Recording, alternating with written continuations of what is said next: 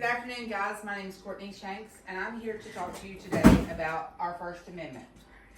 The First Amendment covers us. Imagine a world where you couldn't speak your mind, you couldn't challenge unfair rules, and you couldn't share your own ideas. That was the reality for many people a long time ago, before we became America. The British people came here because they wanted freedom of speech, they wanted freedom of religion, and they wanted to be able to speak their minds, and they wanted to be able to develop their own ideas. In 1791, the First Amendment was created. It was a part of our Bill of Rights, which was a part of our Constitution, and it is one of the things that has not ever changed in the Constitution. It's never been amended. Throughout U.S. history,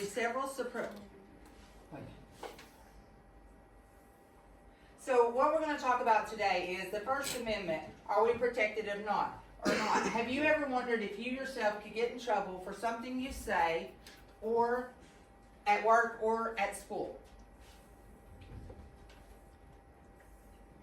We need to know our rights. The First Amendment states, Congress shall make no law representing an establishment of religion or prohibiting the free exercise thereof, or abridging the freedom of speech or of the press or the right of the people peacefully to assemble and to petition the government for a redress of grievances.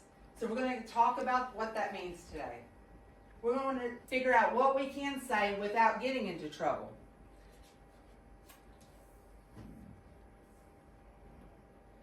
Tinker versus Des Moines was a case in 1969 during the Vietnam War.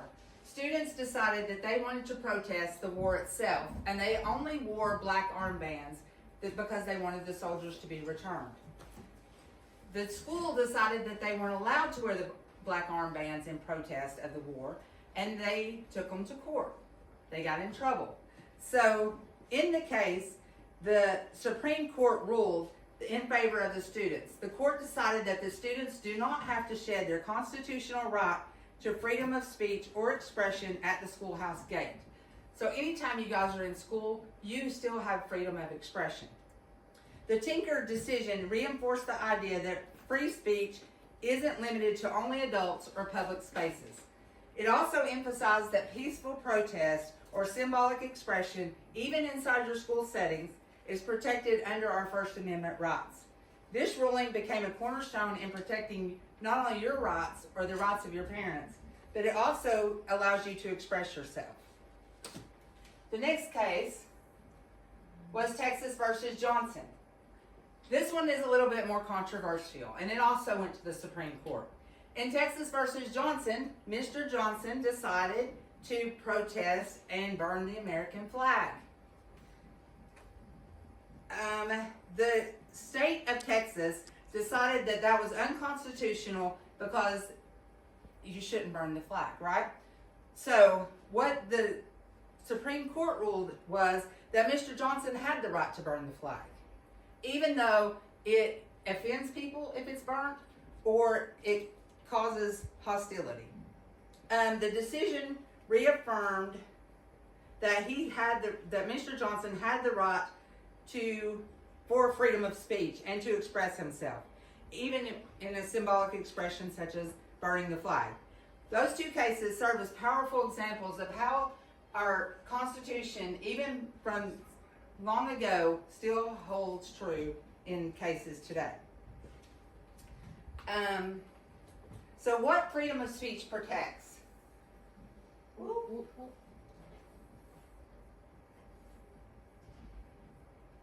Is many things. What it does not protect is you are not allowed to run inside a building and yell fire. Why can we not do that? We can't do that because people can become injured. So that's where the First Amendment draws the line. If you can protest peacefully, or if you can express your views peacefully and nobody is injured, even in the burning of the American flag, basically buildings get hurt, but nobody is injured. So you can't do anything that causes harm. Anybody who runs inside of a building and yells fire and there's no fire, people can get trampled and people can die. So that is not protected.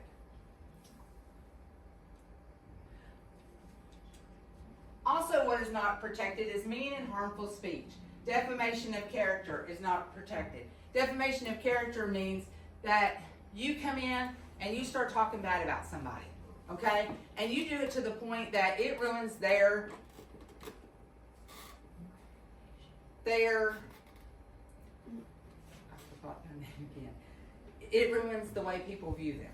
It can ruin their character. Their reputation. Yes, ma'am. It ruins their reputation. Or it does not protect slander or libel. Libel means slander is the spoken word. Libel is the written word. So you can't write out that you don't like somebody and this is why you don't like them. That's not protected. Threats are not protected. If you get angry at somebody and you threaten them, that's not protected in our court system. Sharing inappropriate content is not protected. If there's anything like child pornography or anything like that that ever shows up on the phone, that's not protected because it endangers people.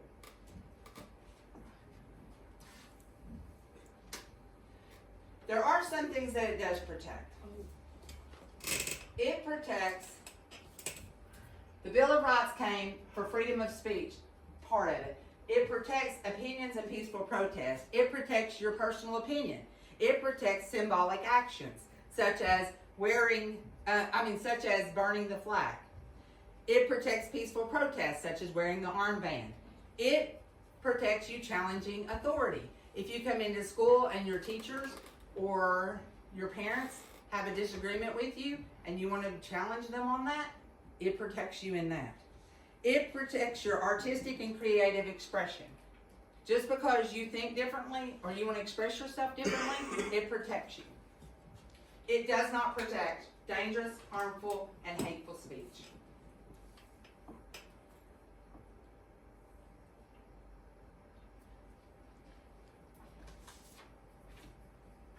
So, in summary, I want to say you do have rights. You also have the responsibility to use your voice responsibly, right? You want to be able to speak up for yourself. You want to be able to advocate for yourself. You want to be able to represent your own ideas and your own dreams. But you need to remember that with great power and knowledge comes great responsibility. So you have to be able to use your voice respectfully and safely in speech so that you are not in trouble. Thank you, guys.